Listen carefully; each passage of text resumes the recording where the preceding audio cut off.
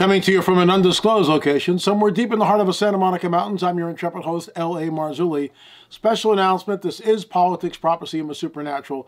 Folks, I'll be gone for about 10 days. We're going on a much-needed vacation, the wifey and I, Miss Peggy. We're going up to an undisclosed location to ski, my favorite thing to do, even at 70 years old. But lots is going on. I'm taking my cameras with me. If something biblical happens, and I think you get my drift, I will be basically coming back on. But here's the deal. A couple of years ago, I spoke at Church of His Presence, John Kilpatrick's church, and they did a 3 or 4 camera shoot, including a huge jib and great camera work and everything else, and they edited it and let me have it. And that's what we're going to show you. It's at least an hour and a half of me talking about UFOs and the coming Great Deception. It's something that you'll want to see because of what's going on. Our editor-in-chief back at the homestead in Oklahoma, John Adam, will be editing that, part 1, part 2, part 3, and so on. So we've got about 10 days where I won't be here, but John Adam will be editing and rolling that out, so you'll be able to watch in little short segments like that. And eventually, when we get back, we'll have the DVD up on our streaming.lamarzulli.site. Thanks so much for watching Politics, Prophecy, and the Supernatural Report. Thank you so much for your support for all these years, and we will see you in about 10 to 12 days.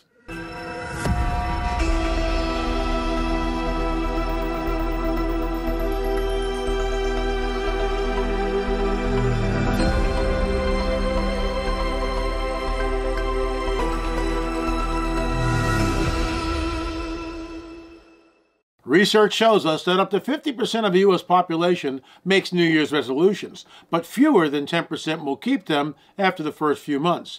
In fact, 27% will have given up on their goals in the first week.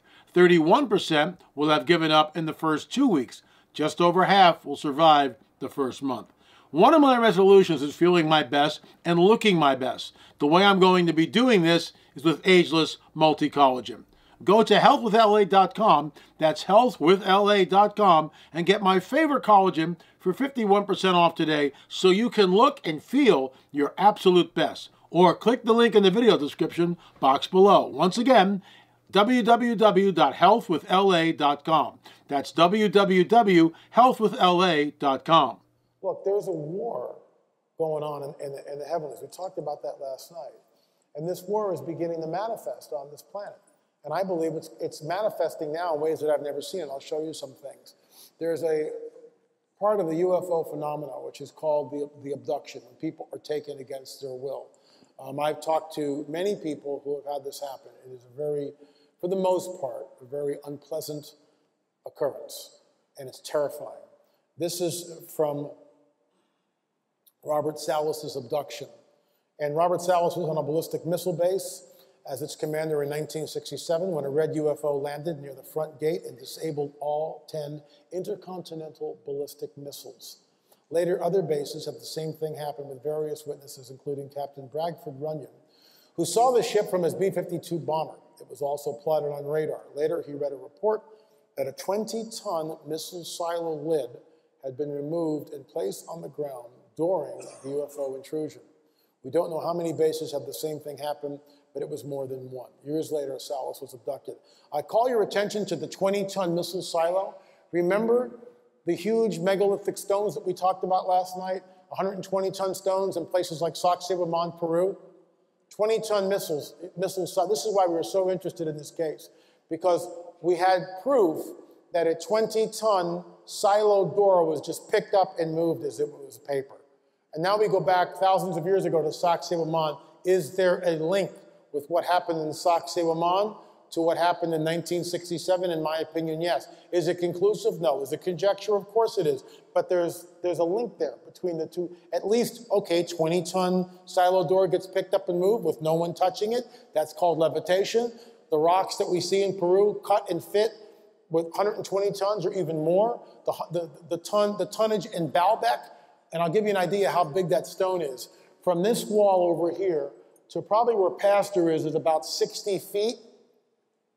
That's how big that stone is in Baalbek. 60 feet by 16 feet by 14 feet. And guess what? That's called the stone of the pregnant woman. And underneath that, last year, some archaeologists said, maybe we should dig down and see if there's anything else under here. So somebody did. And they find two stones, two megaliths, which are actually larger, 70 feet by 18 feet by 16 feet, absolutely humongous. And they estimate the tonnage at 1,800 tons. You can't move this stuff. We can't move this stuff. Remember last night I showed you pictures of Sacsayhuaman. How did they move the stones? Well, at least we have an idea, maybe.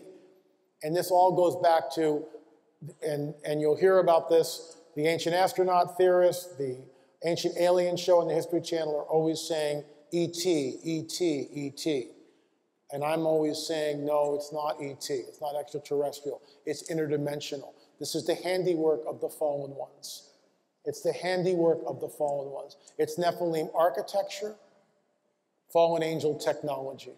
And there is technology.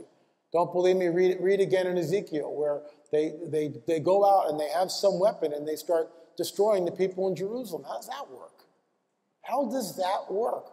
Look, we're kept in the dark. I don't have all the answers. All I know is that something is happening. And I'm trying to frame it and not force feed it. Frame it in a biblical perspective. And the fallen one is attempting to create a one-world religious system and a new world order, a one-world governmental system. And there's one event that can make that happen. And that's what we're talking about. There's one event that's life-changing. And if you know a priori ahead of time, what we're looking at, before it happens, we will not be deceived. If we don't know what we're looking at beforehand, or if we don't know the information, even the elect would be deceived if that were possible, okay? So Salas is sitting in his room. He's asleep. True story. This is all in Watchers 8, 7. I lose track. I've got to turn to the wife issue. He sees this blue light. He sits up in bed, and these hooded robed figures come. And by the way, when he's talking about this, and I've interviewed hundreds of people, and I look at body language. I can tell a lot by people's body language. You learn to do that over a period of time. And he's not happy talking about this stuff, even on camera. Even after years, he's not a happy camper talking about it. You can see him tense up and tighten up, and at one point he cried. So these hooded figures come in the room, and he finds himself being levitated off the bed. Then he goes to the window. And this is what his own words. He's thinking to himself, how am I going to get through the window? But he just goes through the window. And we all know you can't do that. That's crazy. You'd break the window. And yet what he doesn't understand is everyone who's been abducted talks about exactly the same thing. Going through the window, going through the wall, going through the ceiling. It's a future physics. And I'm going to talk about Peter in the jail cell in just a minute. He finds himself on a table.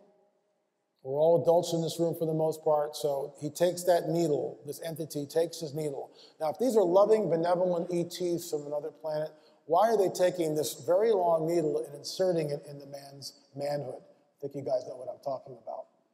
The pain was excruciating. So Peter's in the jail cell. He's chained to a wall. There's a bunch of people around him, okay? Chained to a wall. There's guards marching up and down the corridor. An angel appears. How does he appear? Does he come through the wall? Sure he comes through the wall, doesn't he? Think about that. What are the mechanics of it?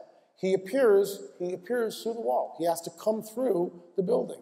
Or he just appears from another dimension in that space. However he does it, that's beyond our physics. Can we agree on that? This is what I'm talking last night, right? We all believe in the supernatural.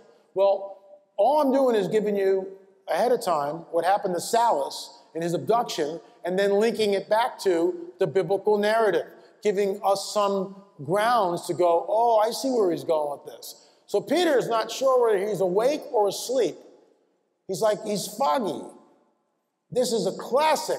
What happens in all the abductions, people are short-circuited. They're not sure whether they're awake or asleep. In most cases, the wife or the husband has been switched off. So the angel says, get your things. He's chained to the wall. The chains fall off of him. The door sill opens by itself. Does the angel have a skeleton key? Hold on, Peter, let me see which key it is. Might be this one, A4. No, it's not that one. Hold on. It's not working that way. The angel is manipulating space, time, matter, and energy in ways that absolutely defy our physics. We have no idea how he does that. He just goes, and the door opens. Come on. They walk out. Peter's not sure where he's dreaming. He looks around. The Roman guards are all asleep. Guess what? If you're a Roman guard and you're found sleeping, you fall on your sword the next day. This kept you from sleeping because you didn't want to fall on your sword. All the Roman guards are asleep. They're walking, the huge prison gates open by themselves. They walk outside, and the angel disappears. Come on. Try telling that to a non-believer. Well, I ever told you a story about Peter in the jail cell?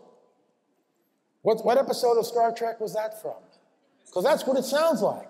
I mean, are you kidding me? But this is what we read in our Bibles, and we talk about it in church, and it's okay because it's church. But the moment we hear about an abduction, oh, we can't talk about that because it's too creepy. No, it's not. It's the same guys, angelic beings, but the bad guys. The fallen ones. And they can manipulate space, time, and matter and energy because the good guys can too. But they're malevolent. They're evil. And this is what's going on. See the connection there? We've got, and this is, I talk about this stuff on Coast to Coast all the time.